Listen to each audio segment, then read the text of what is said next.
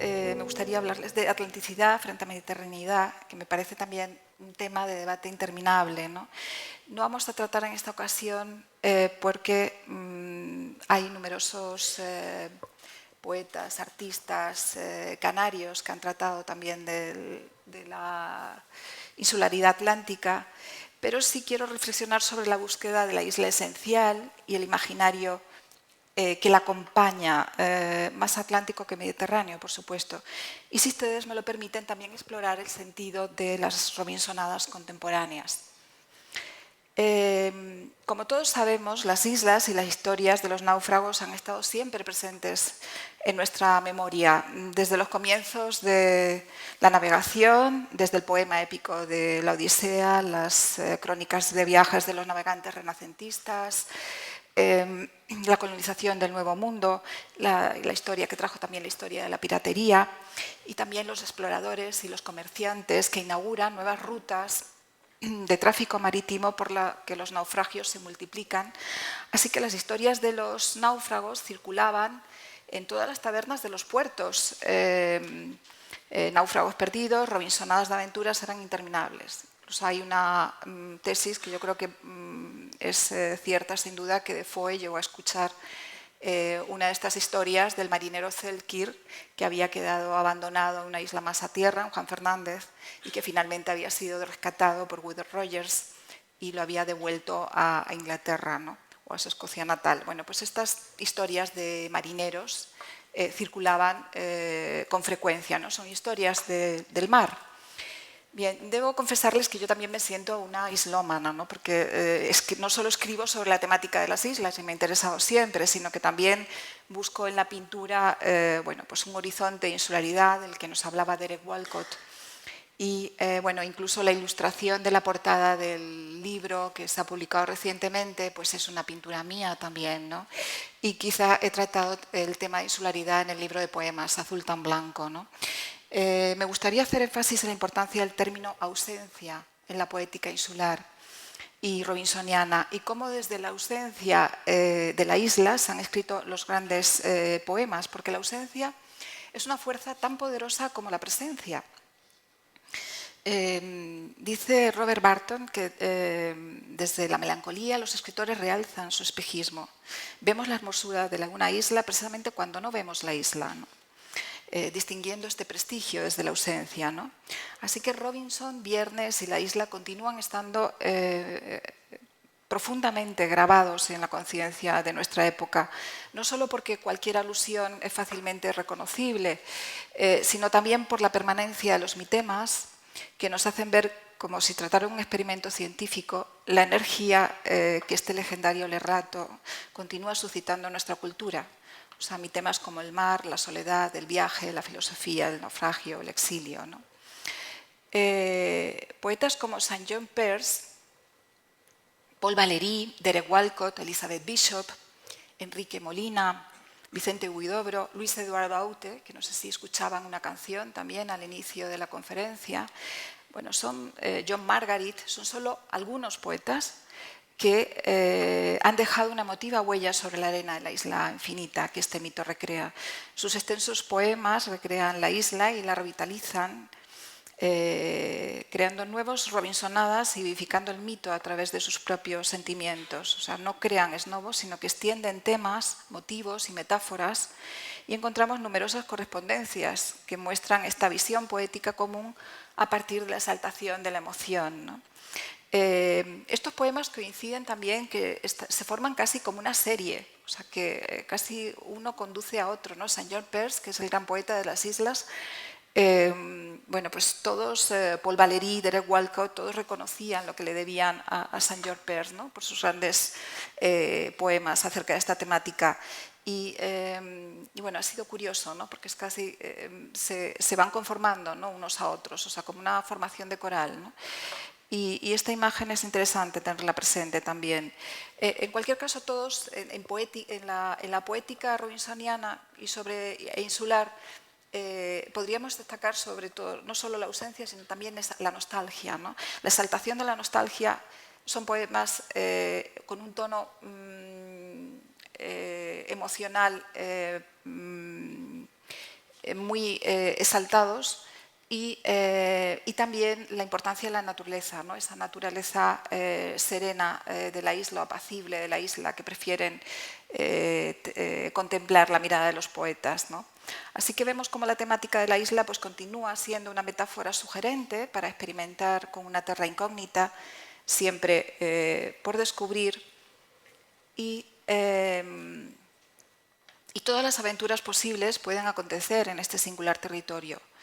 Todo ello me ha hecho reflexionar y formularme una serie de preguntas, algunas preguntas. ¿Por qué el imaginario de la isla y de sus habitantes solitarios continúa siendo una constante en la historia del pensamiento? ¿Por qué la isla ha sido el lugar elegido para la experimentación de toda clase de teorías y aventuras? ¿Por qué en algún momento de nuestra vida hemos soñado en vivir como Robinsones en una isla desierta? Bien, he tratado de encontrar respuestas a estas preguntas que me parecen fundamentales en la conciencia insular, ¿no? Y mi respuesta es que la isla no es solo un espacio, es también una idea, o un espacio que hace posible una idea. Se trata de la invención de la isla y de su construcción posterior.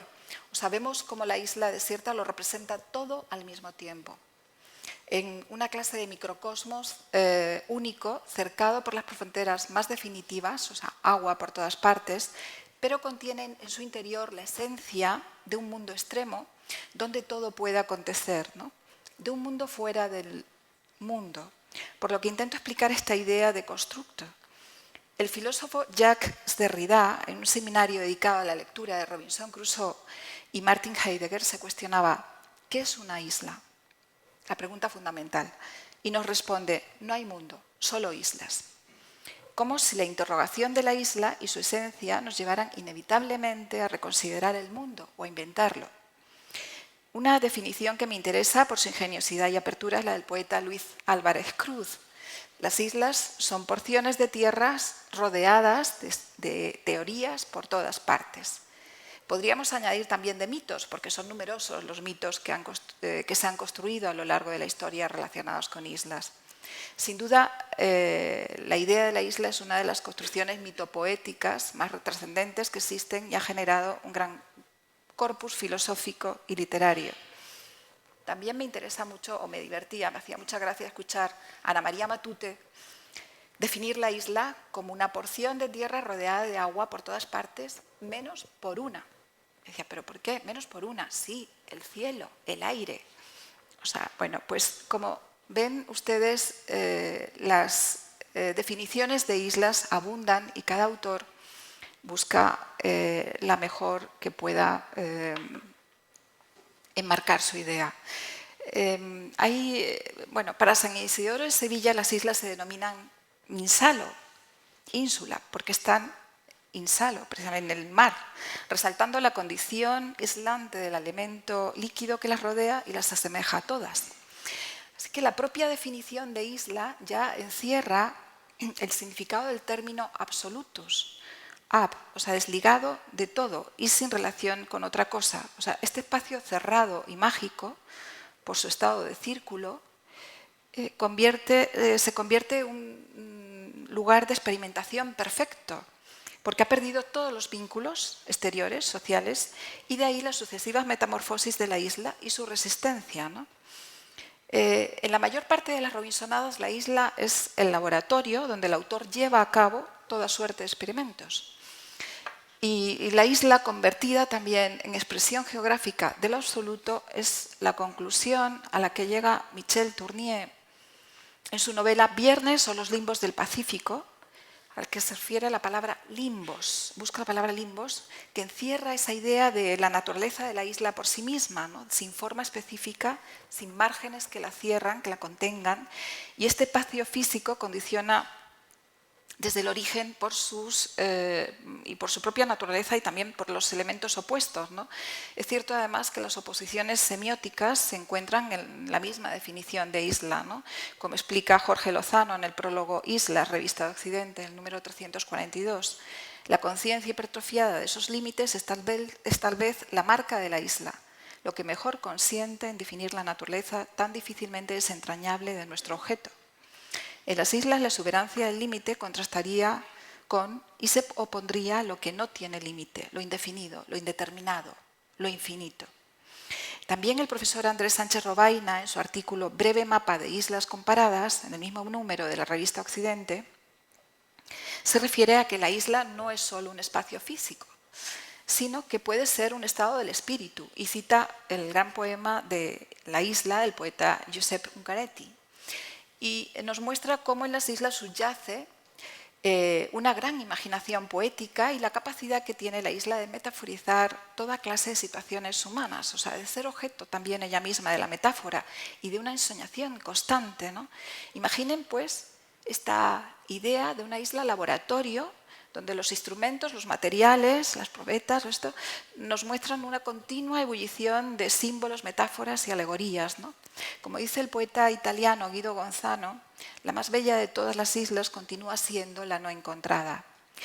La isla infinita permanece en nosotros como una tierra interminable y una historia inconclusa en la imaginación de los poetas, soñadores y visionarios de todos los tiempos. Lo infinito, como todos sabemos, deriva del latín, es un término latino, infinitus, aquello que no tiene ni puede tener fin, lo ilimitado, lo indefinido. La isla, la búsqueda de una isla fuera del mapa, la isla no encontrada, interminable. Bien, son tantas lecturas sobre isla y los islarios, desde el sentido utópico hasta la terra incógnita, que la isla ya se ha convertido en su propia narración sin límite. Desde la perspectiva filosófica de Gilles Deleuze, en su libro La isla desierta y otros textos, Causas y razones de las islas desiertas, nos confirma la idea de la esencia de la isla, que es imaginaria y no real, mitológica y no geográfica. Y bueno, nos da una explicación muy interesante, ¿no? Desde el punto de vista de los geógrafos. Dicen los geógrafos que hay dos clases de islas: las islas continentales, que son islas accidentales, derivadas que se han separado de un continente, que han nacido de una desarticulación, de una erosión, de una fractura, y las islas oceánicas, que son islas originarias, esenciales, cuando se han constituido a partir de formaciones de coral y nos ofrecen un auténtico organismo cuando surgen de erupciones submarinas, aportan a la superficie el movimiento de las profundidades, algunas emergen lentamente, otras desaparecen y reaparecen sin que haya tiempo suficiente que nadie se las mencione. Bueno, estas islas obviamente son atlánticas, podríamos decir que las Canarias son islas también oceánicas, ¿no? Todos conocemos además las leyendas de las islas que aparecen y desaparecen de San Brandán. Bueno, Deleuze escribe un texto filosófico y poético sobre la consideración del término isla y su relación con las Robinsonadas.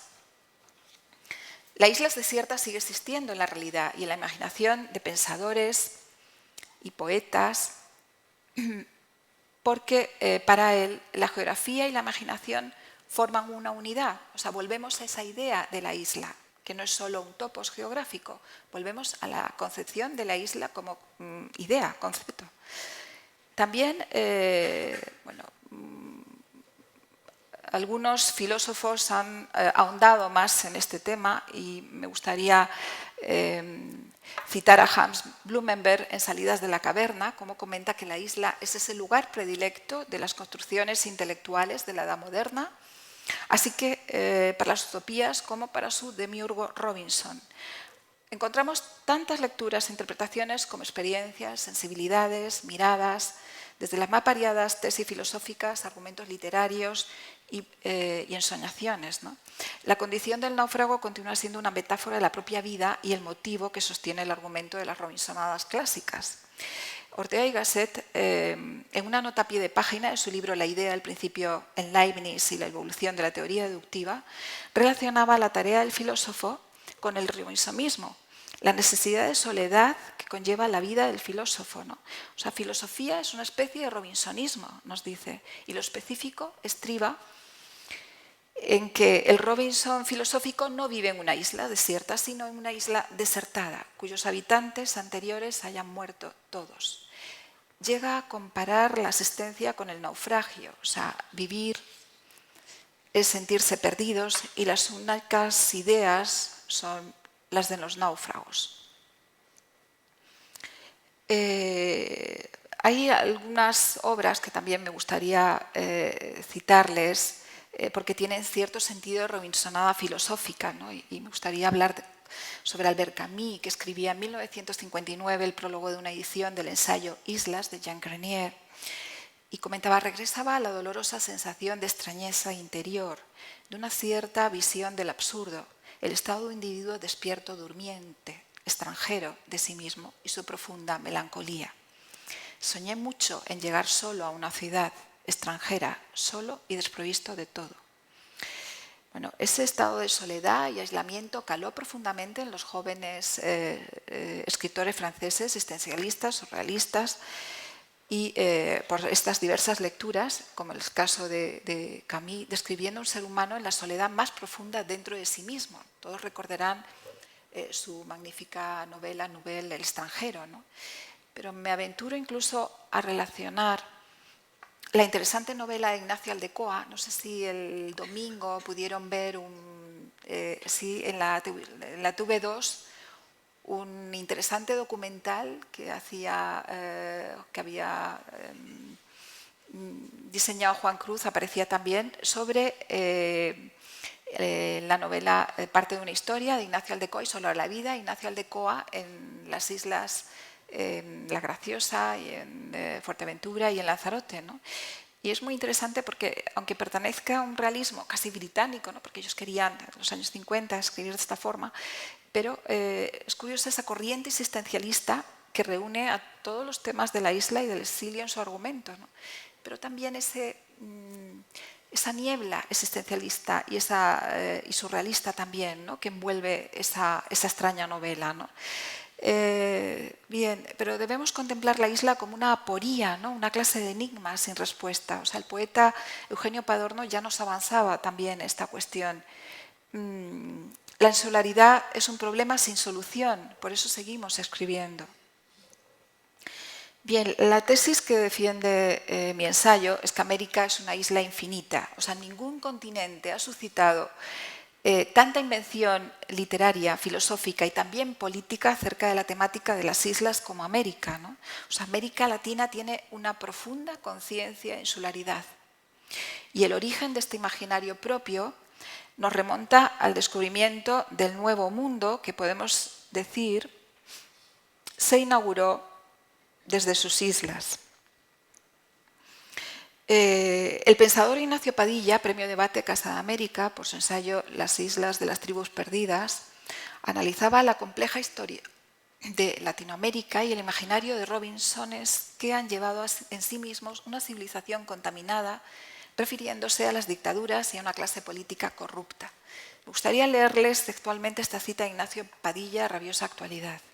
América Latina tendrá, por ende, esperpentos de Robinsonadas. No se trata de émulos de Crusoes, ni de islas a la espera de ser domesticadas. Por el contrario, los Robinsones americanos son más parecidos al Dr. Moreau. Monstruosos creadores de monstruos, se trata de dictadores o caudillos de moral ambigua y, como vemos, la isla nos lleva a un análisis crítico del pensamiento, ya no solo literario, sino político del mito y su relación con el descubrimiento y la unidad latinoamericana. La isla, como pueden ver, es siempre tiene una imagen poliédrica, o sea, es como facetada, ¿no? Con numerosas caras, ¿no? Podríamos decir. Y podemos observarla desde particulares ángulos de análisis, ¿no? Recreando una perspectiva propia con cada lectura, ¿no? Y la conclusión de estas lecturas es sin duda la complejidad de esta imagen isla que revela este mundo fragmentado y contradictorio que recrea este imaginario que aumenta, si cabe, su propio mito y el de Robinson, del que quiero hablarles porque me parece de extrema actualidad. El mito, se acaban de cumplir, como todos ustedes saben, los 300 años de la publicación de la novela Robinson Crusoe de Daniel Defoe, The Life and Strange and Surprising Adventures of Robinson Crusoe of York, Mariner. Y quizá lo que trata de mostrar mi ensayo es su absoluta vigencia no solo en el mundo anglosajón, sino también en las letras hispánicas, como estábamos viendo con algún ejemplo. El término Robinsonada, el Diccionario de Argumentos de Literatura Universal lo define como la repetición de una situación básica de un náufrago en una isla solitaria con personajes diferentes, distinguiendo entre las robinsonadas predefoicas antes de la aparición de Defoe y las que surgen a partir de la publicación de su novela, ¿no? O sea que los relatos sobre náufragos abandonados en una isla desierta, como decíamos, han existido siempre desde los comienzos de la navegación. Sin embargo, la novela Robinson Crusoe inaugura, a partir de 1719, un nuevo género y Defoe inicia sin duda una fórmula que ha sido fuente de inspiración para numerosos autores, ¿no? Y aquí me gustaría traerles la cita de Adorno, que actualiza su contenido refiriéndose al sujeto de la novela del siglo XX y explica que Kafka ha escrito la Robinsonada total, la Robinsonada en la que cada hombre se construye su propio Robinson. Kafka ha escrito esta Robinsonada total, la Robinsonada una fase en la que cada hombre se hizo su Robinson bogando sin timón en una balsa cargada de trastos reunidos sin conexión. Bien, como vemos, el estudio de las interpretaciones de Robinson se ha vuelto más complejo que en otros personajes porque ha dado lugar a nuevas reescrituras de la novela de Defoe, pero también a una forma editorial, la Robinsonada. Y bueno, ya Robinson, Michel Recold nos dice que también Robinson o la paradoja de la isla desierta, ¿no? Describe como la situación de la isla es un referente inalterable de las Robinsonadas. La isla desierta constituye el elemento variable, ¿no?, de la enorme producción robinsoniana, ofreciendo a la vez una configuración espacial y un elemento narrativo, ¿no? Vemos pues cómo la construcción de la isla y el mito de Robinson están íntimamente ligados. O sea, Robinson es un personaje aislado, exiliado, asilado en la isla, y el mito de Robinson está ligado a la isla, y la isla al mito tan significativamente que esta relación simbiótica se retroalimenta sin cesar. Robinson es el único personaje que ha engendrado este género narrativo específico, y Deleuze define la Robinsonada como la historia de la relación de un hombre o de varios hombres con la isla en ausencia del otro. Pero las Robinsonadas contemporáneas de las que quiero hablarle ya no son solo relatos de viajes. Encontramos nuevas obras que revisan y ponen en tela de juicio las numerosos relatos de aventuras y los parámetros ideológicos de las Robinsonadas de los siglos anteriores. Y desde luego con una visión más crítica. Ya ni siquiera la Robinsonada tiene forzosamente el topos de la isla, sino que puede reescribirse también en un bosque, en el desierto, en el espacio desde la ciencia ficción. Por tanto, la isla ya no es el lugar específicamente necesario para escribir una Robinsonada con los elementos narrativos comunes. Y desde luego el mito de Robinson, como anunciaba Fernando en el principio de la presentación, tiene una extraordinaria actualidad, porque por un lado encarna la soledad del hombre contemporáneo y subyace esta idea de ausencia y de exilio, por otro, el conflicto de la relación con el otro, que es diferente a nosotros, que representa otra civilización. Y me interesa hablarles de esos temas sobre el naufragio, el exilio, dos conceptos que están ligados y traerlos a la actualidad. Porque quizás la figura de Robinson en su aislamiento caracteriza perfectamente al hombre occidental en la paradoja de vivir en un mundo hipercomunicado y sin embargo alienado en cierta manera de relacionarse con los demás, sino es a través de convenciones que raramente dejan entrever su yo más profundo. ¿Cómo podría sobrevivir un hombre solo en una isla sin llegar a la locura? O sea, el sufrimiento ilimitado de la soledad absoluta se asemeja a una experiencia psicótica. Es quizá la forma más oscura y terrible del sufrimiento humano. O sea, no es posible la existencia en soledad sin el tejido social que soporta la existencia. O sea, el hombre es un animal gregario por naturaleza. O sea, que los analistas sociales observan una especie de exilio constitutivo de la existencia moderna que nos conduce a la de un nuevo individuo de lastre cero, con pocas y débiles raíces geográficas, familiares, políticas o religiosas, dispuesto además a desplazarse y a empezar de nuevo en cualquier punto del planeta. O sea, se trata de trabajadores desprovistos de su entorno y fácilmente adaptables con la máxima disposición. También los inmigrantes sin trabajo son otro tipo de lastre cero, porque todo lo que conocen deben dejarlo forzosamente atrás y de igual forma buscan una vida mejor en nuestro mundo civilizado. Así que son exiliados los inmigrantes, los indocumentados, los sin papeles, los refugiados, que llegan a nuestras costas como nuevos Robinsones, viernes del siglo XXI, cuyo número no deja de crecer. Las migraciones no han dejado de aumentar, como todos sabemos, en los últimos años, y ya no se trata de conquistar nuevos territorios, pero continúa la idea de la supervivencia, o sea, se utilizan nuevos materiales que no provienen de la naturaleza, sino de los elementos que componen la nueva civilización con los problemas del mundo globalizado y la deslocalización. Al igual que en el pasado, las migraciones proceden principalmente del sur.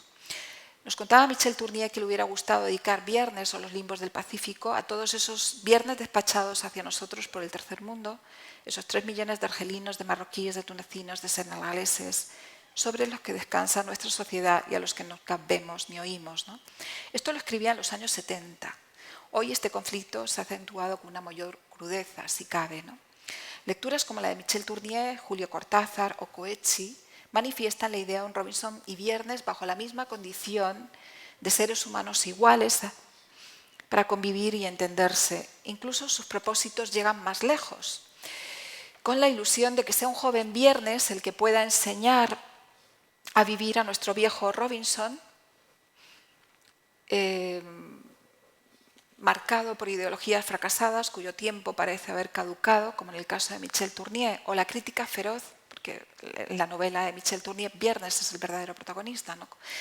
O la crítica feroz del escritor de origen sudafricano Coetzee en su novela Foe, el premio Nobel Coetzee, que describe a Viernes como un personaje silenciado, porque no tiene lengua, se la han amputado, y es también un personaje interesantísimo. Es una novela muy extraña, muy difícil, pero también donde se escucha ese silencio, ¿no? Donde se hace oír ese silencio. También Cortázar, en un guión radiofónico sobre Robinson, es Viernes quien muestra a Robinson la esencia de la vida. Bueno, si intentamos ligar estas interpretaciones, constituimos lo que podríamos denominar una nueva dialéctica del robinsonismo, ¿no? Con una presencia de Viernes que nunca antes este mito había experimentado.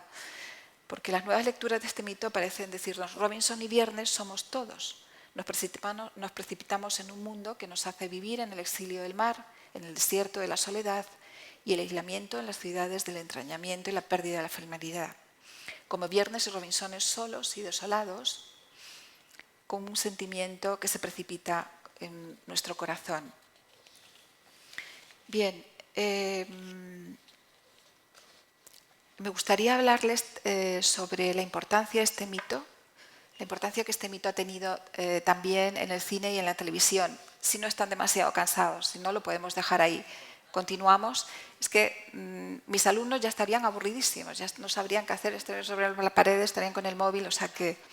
Bien, entonces vamos a centrarnos en la parte audiovisual, que me parece que tiene un enorme interés, porque las robinsonadas fílmicas nos muestran también una evolución constante del mito y su resonancia, y se trata de construcciones propias que confirman y aumentan este poder de persuasión. O sea, les hablaba antes que la poesía formaba esta serie de eslabones, ¿no? Pero verdaderamente todo el mito de Robinson, tanto la literatura, en poesía y también en el cine, es curioso, porque además el cine, en la primera etapa del cine, se alimentaba de la literatura, de las novelas, para llevarlas a la imagen.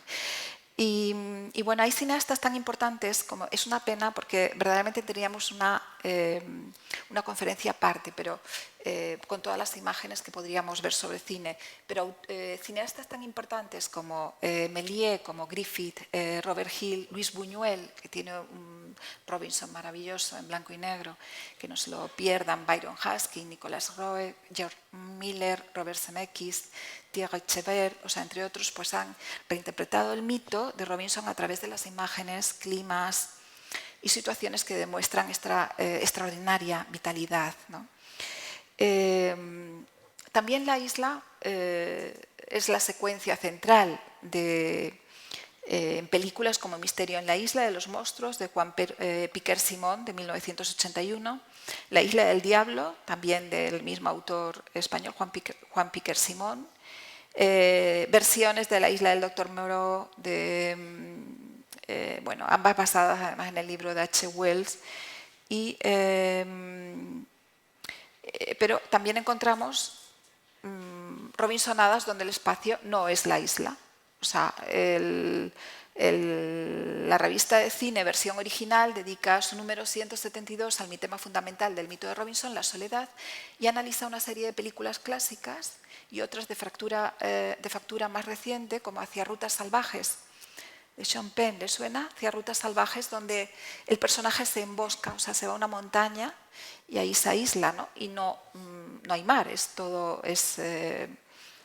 un paisaje de un bosque de Alaska, o sea, y con muchísimos árboles, es un espacio elegido para su retiro, ¿no? Y una caravana en medio de la nada, ¿no? Bueno, pues siguiendo las huellas de nuestro mito en las últimas producciones cinematográficas, me gustaría también, bueno, aquí está Perdidos, sí. En televisión también tenemos numerosas Robinsonadas, donde la isla es también la secuencia central del relato, pero buscaba otra. Bien, esta es otra película, una Robinsonada perfecta, Cuando todo está perdido, no sé si la conocéis, es la Robert Redford, ¿la habéis visto?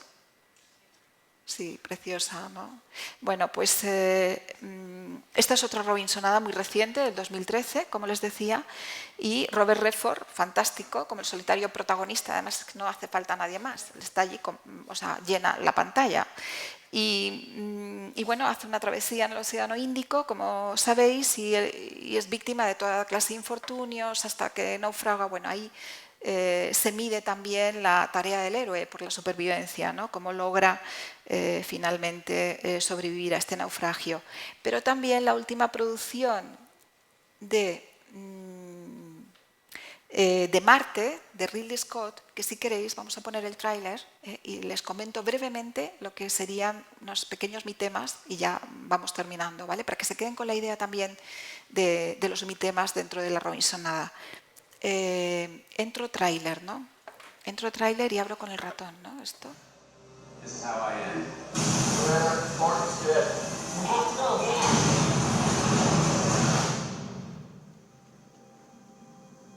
Now you can either accept that, or you can get to work. This will come as quite a shock to my crewmates and to NASA and to the entire world. But I'm still alive. Surprise. Here's the rub. It's going to be 4 years for another mission to reach me. And I'm going to have design to last 31 days. So I got to make water and grow food on a planet where nothing grows.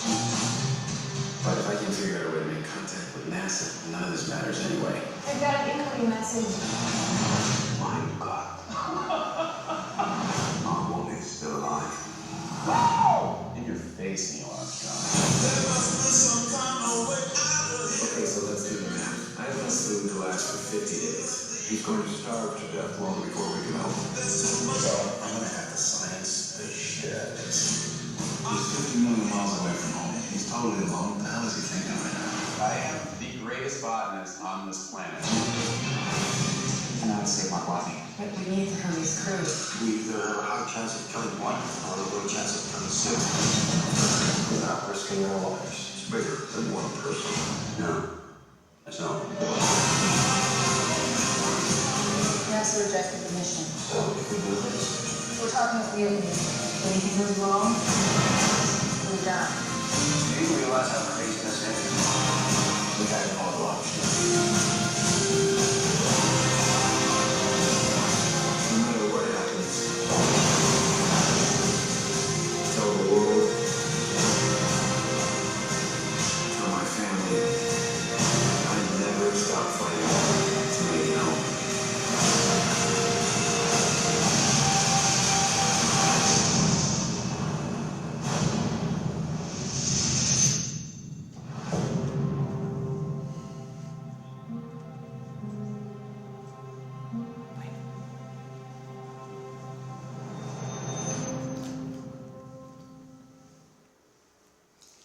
Bueno,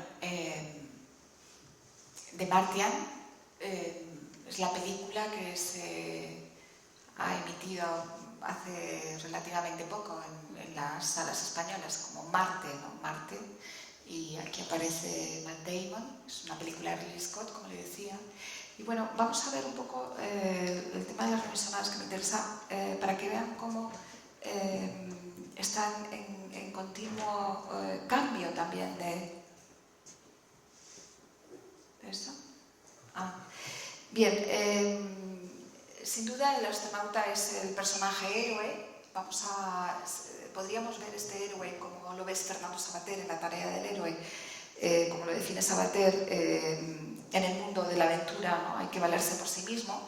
El héroe busca una independencia, ¿no? Y podríamos decir que es la razón fundamental del epos heroico, ¿no? Entonces, él se queda solo en el planeta, debe afrontar el caos del reino de la aventura y vemos este astronauta héroe como Robinson Crusoe, nuestro héroe náufrago, y tiene mucho en común, vamos a ver, a pesar de que estas historias estén tan distanciadas, ¿no? Por un lado, este modelo de conducta heroica, que les quería decir, el self-made man, o sea, el hombre hecho a sí mismo, es el astronauta que se queda solo en Marte y tiene que utilizar todo lo que ha aprendido para poder sobrevivir. Y bueno, a través de ese viaje, ¿no? Que finalmente esa Robinsonada de ciencia ficción, donde se produce el naufragio en este caso, debido a una tormenta de arena, como les comentaba, tan frecuentes en ese planeta, y ese es el desencadenante de la historia, ¿no? El accidente y la posterior naufragio y la pérdida de los compañeros, que en cualquier caso se quede sola, víctima del abandono, ¿no? Bien, vemos también el tema de la colonización que mantiene el mito de Robinson, también lo hallamos en esta película. Nuestro héroe astronauta llega a decir: he colonizado Marte. Se siente como un pirata, como si navegara en aguas internacionales. Él se encuentra en un planeta internacional que debe regirse por las mismas leyes, ¿no? O sea, él dice además: vaya por donde vaya, soy el primero en explorar estos territorios, exclama. Y la supervivencia es el primero de los mitemas que nos podemos encontrar también, de los principales mitemas. Él es consciente además que la única posibilidad que tiene de rescate necesita los conocimientos científicos para sobrevivir, porque puede pasar 4 años, no tiene provisiones y bueno, no tiene comida y se le ocurre. Él es un ingeniero mecánico y además biólogo. Y esto es su salvación, improvisa un campo de cultivo, no sé si vieron el campo este de cultivo de patatas, con un pequeño saco de patatas, llega a cultivar las patatas en el suelo marciano, llega también a hacer agua y bueno, incluso con los excrementos de la tripulación empaquetados al vacío, pues los llega a hacer agua, fabrica extrayendo hidrógeno, diazina y un combustible del cohete que le ha sobrado, con las... no sé si vieron también la cinta aislante, esta cinta de precinto, es maravillosa, o sea, eso yo creo que le deberíamos llevar todos incluso en el coche, porque vale para todo, o sea, desde un torniquete, o sea, le sirve para todo, para rehacer de nuevo la nave, para él mismo también poder curarse de una herida que se le había clavado también un artilugio de la nave. En fin, el instinto de supervivencia lo pone a prueba, como Robinson, y desde luego decide no morir. Él no quiere morir allí y se encuentra, como decimos, en un hábitat que tiene que, de alguna forma, hacer suyo. Sabemos el Homo faber en acción. Primero el Homo viator, que llega hasta Marte, luego ya el Homo faber, como les decía, o sea, el self-made man, o sea, con todas sus herramientas, y esto es fascinante, ¿no? Realmente es emocionante. Pero también esta experiencia de soledad le lleva a intentar comunicarse con los demás. O sea, esto también resulta emocionante porque él mismo se dice: soy un misoniano de la soledad. ¿Quién soy yo para criticar la soledad? Llega a decirnos, cuando es el hombre más solo de todo el universo, ¿no? Y él quiere dejar constancia, ¿no? En caso de que yo muera, estoy vivo, o sea, que mis compañeros sepan que yo estaba vivo. Y bueno, pues él comienza a llevar también un diario a bordo, como saben, al igual que Robinson, o sea, apuntar incluso también los días. Y bueno, también frente a una cámara comienza a grabar y a contar toda su aventura, o sea, que quiere contactar con la NASA, ¿no? Y vemos la importancia de la ciencia, que está también muy ligada también a muchas Robinsonadas de ciencia ficción y otras Robinsonadas, ¿no? Que van paralelo, ¿no? El desarrollo de la ciencia también con la Robinsonada, y porque van siempre ligados a la imaginación, ¿no? En cualquier caso. Pero, bien, pues vemos como la primacía de este científico pues le lleva a poder sobrevivir en unas condiciones verdaderamente extremas. Y no mucho más, podríamos seguir hablando. También Perdidos, es muy interesante todas las Robinsonadas en televisión, Perdidos, hay nuevas series también de Robinson Crusoe. Bien, creo que en Perdidos se vuelve además a la razón filosófica de la isla, es curioso, o sea, también como un laboratorio, de nuevo, para experimentar con todas las propuestas estéticas, incluso los nombres de los personajes, Locke, Rousseau, Hume, Bentham, o sea, filósofos, también es interesante, ¿no? Esa exuberancia, esa maravillosa naturaleza de Hawái, donde la isla cobra vida también a nivel de naturaleza. Y bien, pues ya para concluir observamos cómo la interpretación de las Robinsonadas contemporáneas pues alejan de la visión romántica de la isla, ¿no? Que les comentaba al principio. Y la paradoja se plantea, desde luego, que ya no existen islas desiertas para que descubrir o donde naufragar, como diría Albert Camus. Ya no quedan desiertos, ya no quedan islas, y sin embargo se siente su deseo. Muchísimas gracias a todos por escucharme. Gracias.